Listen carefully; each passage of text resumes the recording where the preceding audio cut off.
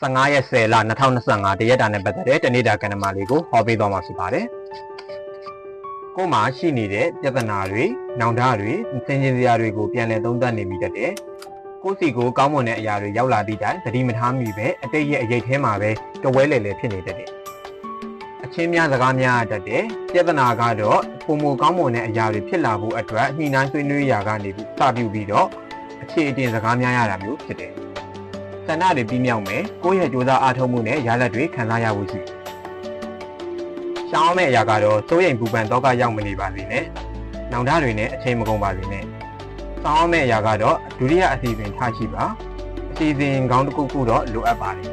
။တက်ကြီးနယ်မှာနဲ့ Universe Message ကိုဗီဒီယိုရဲ့အဆုံးသတ်မှာထည့်ပေးထားပါတယ်။ဒီနေ့တာလုံးအဆင်ပြေချုံးပေးကြပါစေ။ဗီဒီယိုကိုဆုံးတဲ့ထိကြည့်ပေးတဲ့အတွက်ကြောင့်မို့လို့အားလုံးကိုကျေးဇူးတင်ပါတယ်။